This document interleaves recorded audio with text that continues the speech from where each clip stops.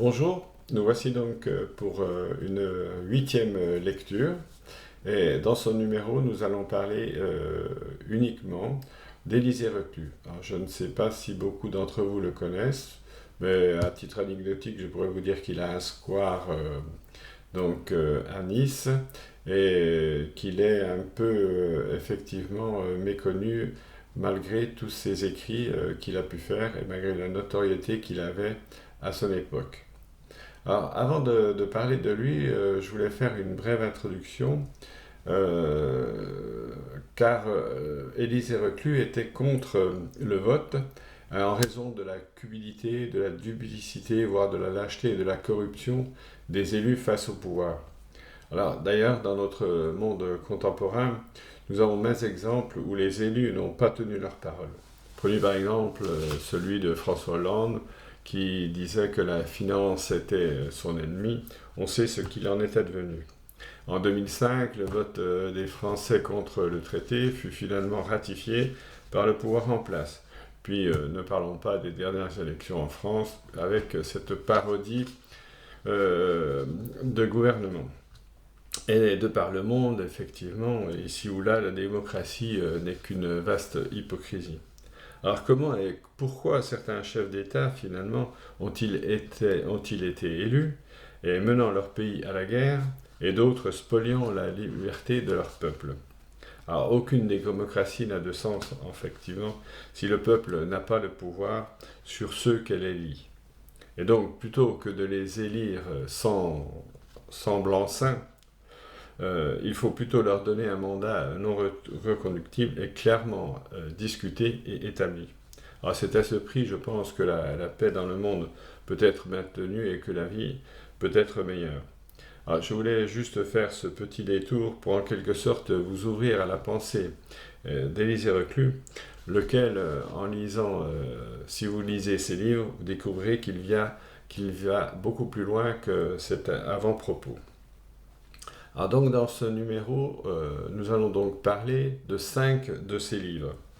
Et le premier, il est d'Isabelle Loubiot et de Georges Pégnard. Il s'intitule Élisée Reclus, Penser l'humain et la terre, aux éditions Le Tripode. Alors c'est un ouvrage simple, dynamique, pour découvrir Élisée Reclus. C'est une bonne entrée en matière. On parle de sa vie, de sa pensée, de son itinéraire. Et l'écriture d'Isabelle Loubiot est facile d'accès, et les illustrations de Georges Pégnard sont d'une très belle facture. Un livre donc qu'il faut découvrir, qu'il faut lire évidemment, pour entrer dans l'univers d'Élisée Reclus, qui fut un homme savant, un intellectuel, un anarchiste, un géographe et d'une grande humanité. Alors, ce livre se développe à partir de son enfance jusqu'à sa mort, en passant par les différentes étapes de sa vie, durant laquelle, par exemple, il fut séminariste, puis rompant avec l'Église, il partit avec son frère Élie découvrir la vie, la nature et les hommes. En fin d'ouvrage, on peut lire des extraits des textes donc d'Élisée Reclus, qui nous montrent son immense savoir au travers de son écriture poétique et scientifique et toute la richesse de sa pensée. En guise de conclusion de cet ouvrage, je vous lis un extrait de ce qu'en dit Isabelle Loubiot.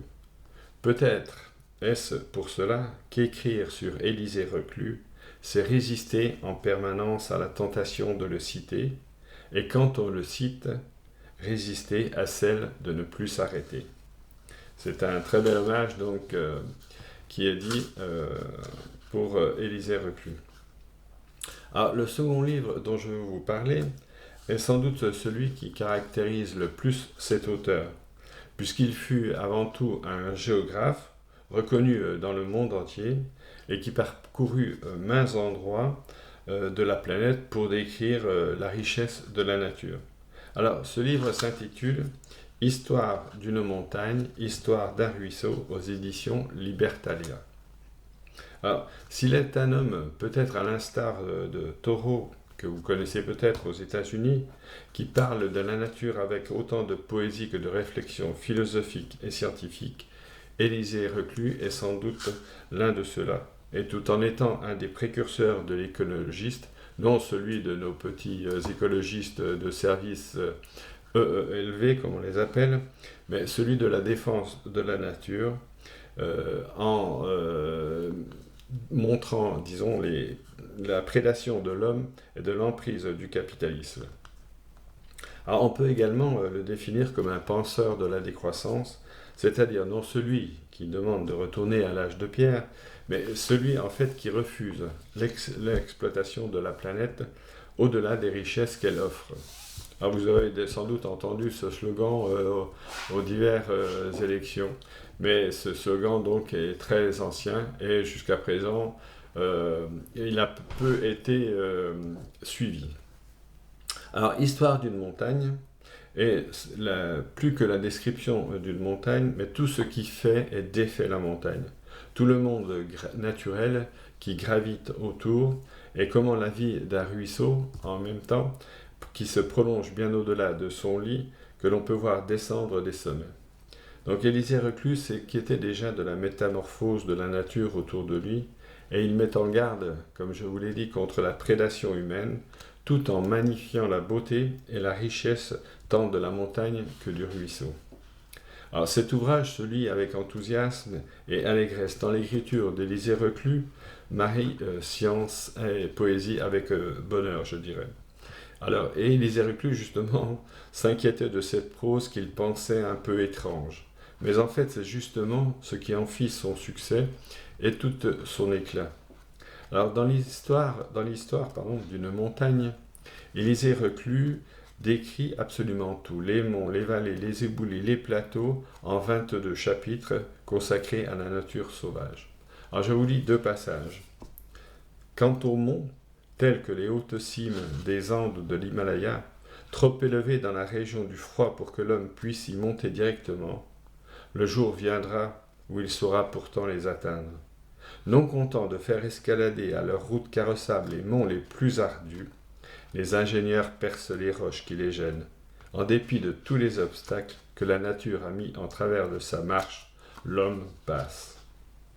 Et le second extrait. Quel que soit l'avenir de l'humanité, quel que doit être l'aspect du milieu qu'il se créera, la solitude, dans ce qui reste de la libre nature, deviendra nécessaire aux hommes qui veulent retremper leurs pensées.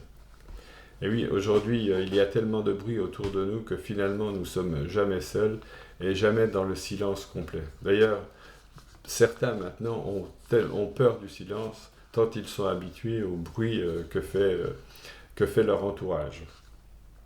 Quant à l'histoire d'un ruisseau, il se développe selon le même schéma. Alors, Élisée Reclus nous emmène à sa source, au gouffre, au ravin, à l'inondation, au fleuve, enfin toutes sortes de choses, et pour finir au cycle des eaux. Et tout cela donc fait la vie du ruisseau. Alors, je ne reviendrai pas sur les dangers qui guettent la nature et dont Élisée nous parle, mais je vais vous lire un extrait de L'eau dans la cité.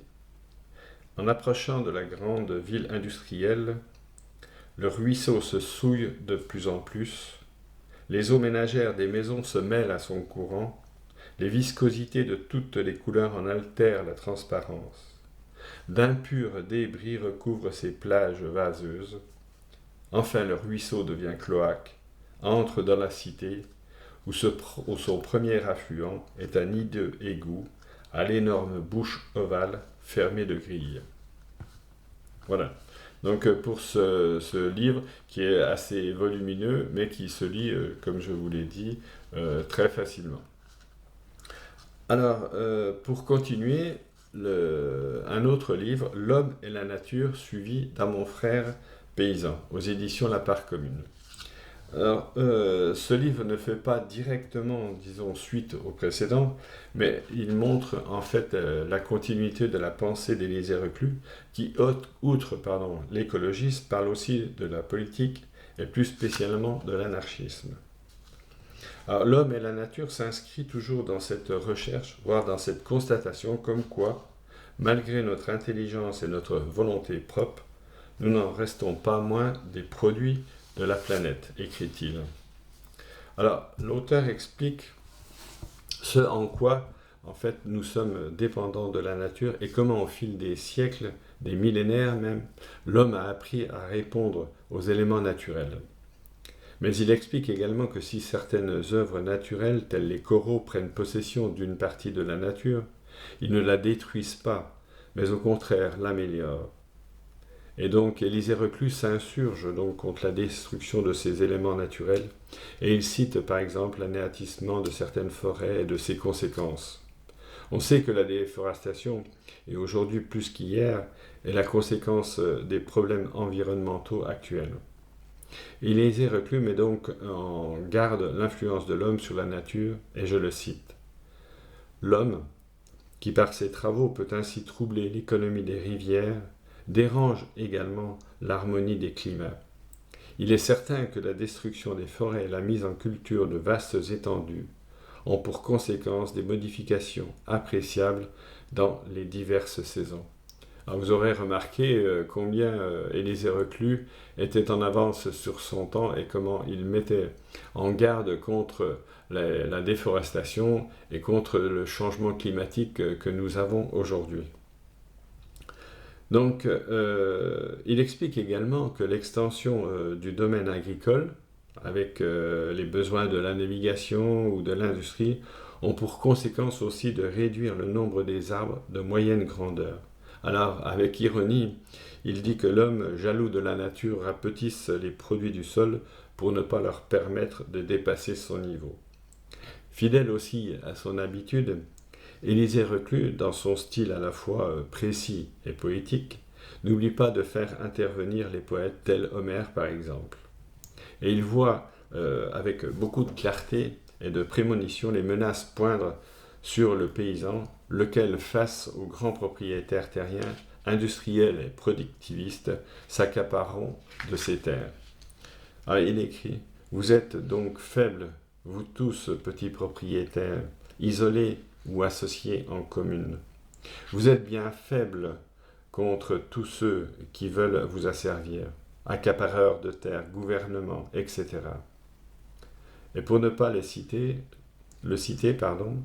j'ajoute, nous sommes dans un âge de science et de méthode, et nos gouvernements, servis par l'armée de chimistes et de professeurs, nous préparent une organisation sociale dans laquelle sera réglé, comme dans une usine, et où la machine dirigera tout, même les hommes. Voilà. Alors, j'aurais dû en fait vous lire ce livre en entier, tant il est d'une justesse et d'une vision qui, je vais le dire, resplendissent aux yeux du lecteur. Alors, c'est vrai que Élisée Reclus est mal connu, presque ignoré, mais c'est sans doute l'écrivain le plus audacieux et et qui a écrit avec le plus de sagesse et aussi de vision au cours de ce siècle dernier. Voilà, nous allons faire une petite pause et nous parlerons donc de ces derniers livres. À tout de suite.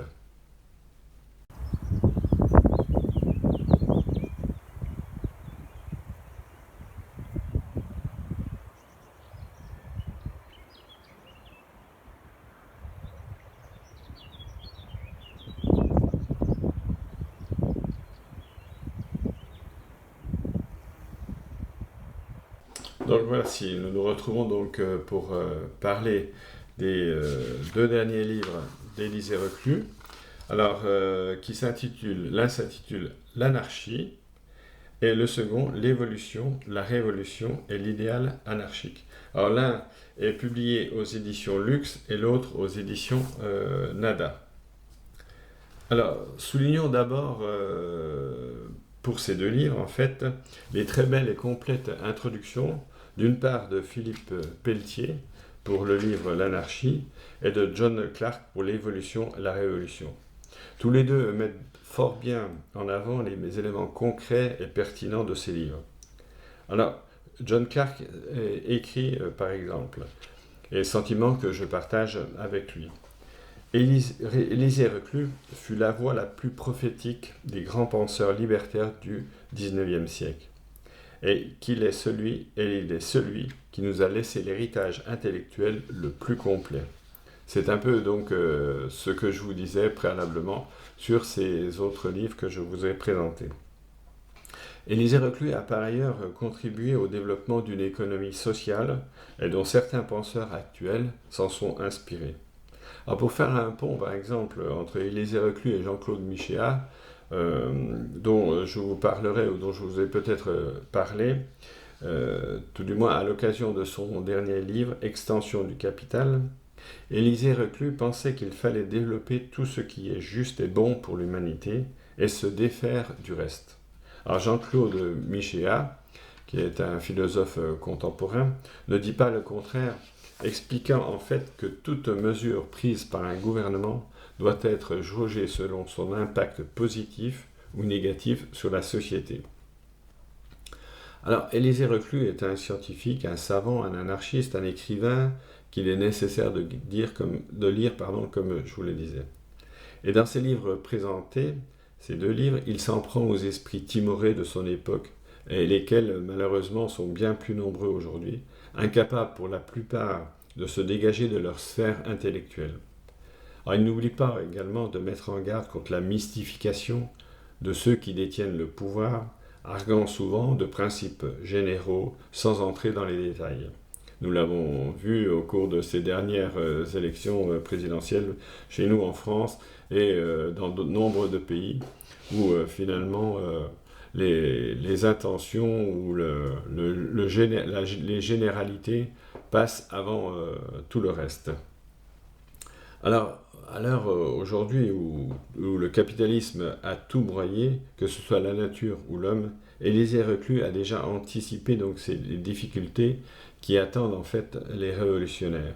Actuellement, l'école, l'éducation ne se fait plus donc ni dans les murs de l'école ni en dehors. Et il suffit pour s'en convaincre de voir à quel point les réseaux sociaux et les médias ont la main mise sur la pensée.